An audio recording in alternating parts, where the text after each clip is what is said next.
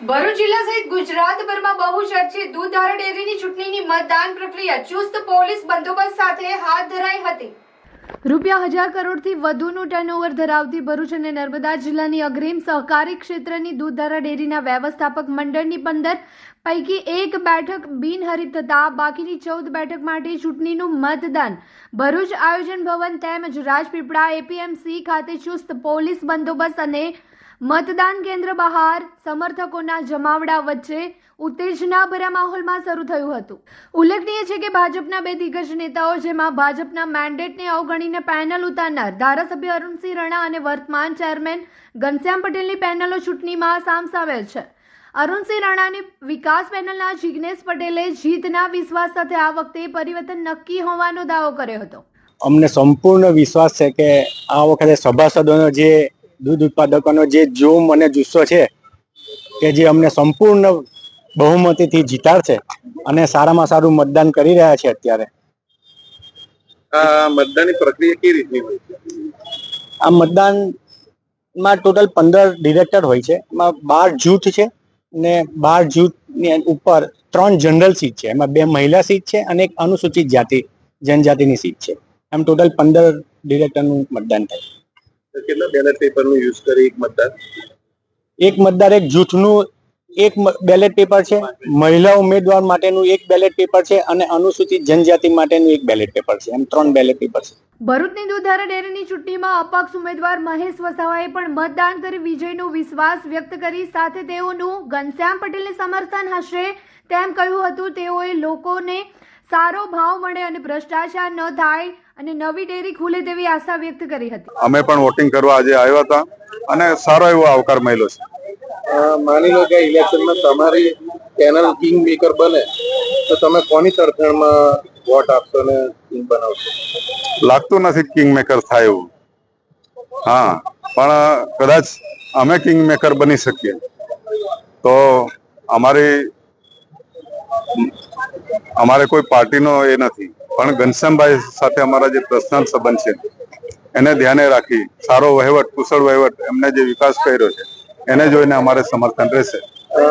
મનસુખ વસાવાનું એવું કેવું છે કે આ ઇલેક્શન પૈસાનો જોડ પર છે, કે જેના પાસે પૈસા વધારે હોય તે ઇલેક્શન જીતે, તેના માટે તમે શું કહેશો કે એની અંદર મુદ્દાઓ ચાલે કે પૈસા ચાલે?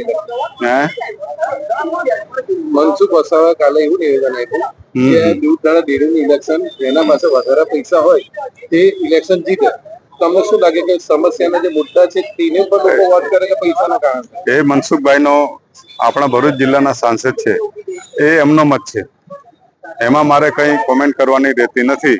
પણ જે સારો વહીવટ કર્યો છે, જેને આટલો બધો ડેવલપ કર્યો છે, દૂધધારા ડેરીની જમીન, જે બીસીયુ પ્લાન્ટો કર્યા છે, બોમ્બેની અંદર પ્લાન્ટ કર્યા છે અને ડેરીનું જ્યારે અમે ચૂંટણી અહીં જ્યારે ડિરેક્ટર વાઇસ ચેરમેન હતા તો અહીંનું પેલું મકાન તૂટી પડે એવું હતું, એને અમે તોડાવી આખી ઓફિસો બનાવી છે અને મતદારોને સારો એવો અમારો હવે પછીનો ભાવ મળે, એમને આખા વર્ષનું બોનસ મળે જેને કે ભાવ ફેર, તો અને નવી મંડળીઓ ખોલાવી અને બને એટલું લોકોને રોજગારી અપાવીશું એ અમારો વિષય છે।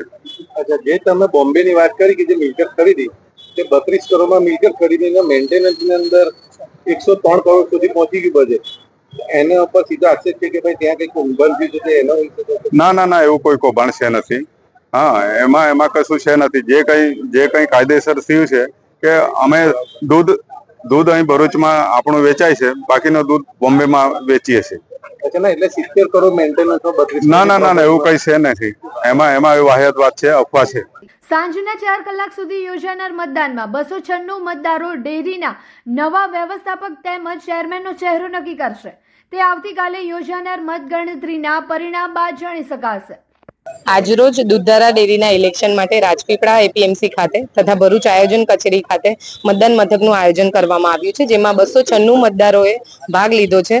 ચૂંટણી પ્રક્રિયાની શરૂઆત થઈ ગઈ છે, શાંતિપૂર્વક મતદાન શરૂ થયું છે।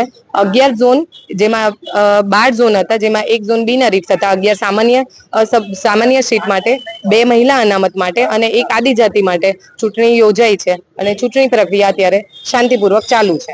મતગણતરીની પ્રક્રિયા આવતીકાલે સવારે 9 વાગ્યાથી સ્ટાર્ટ થશે. તો આ ઈરાવતી એક્ઝિબિશન ઓવરઓલ કલેક્શન તમને કેવું લાગ્યું? એકદમ સુપર છે. અહીંયા અલગ અલગ ટાઈપની ડિઝાઇન, જ્વેલરીઝ બધું જોવા મળશે. નવરાત્રીનું કલેક્શન જ્વેલરી પણ બહુ જ સરસ છે. ઈરાવતી એક્ઝિબિશનમાં હેન્ડલૂમ સાડીઓનો ખજાનો તમે જોઈ રહ્યા છો.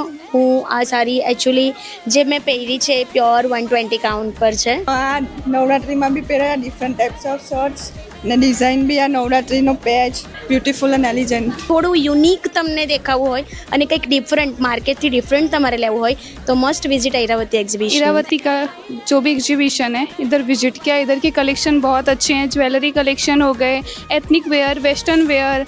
आप इधर एक बार विजिट करो, आपको कलेक्शन बहुत अच्छे मिलेंगे, फैब्रिक्स बहुत अच्छे मिलेंगे.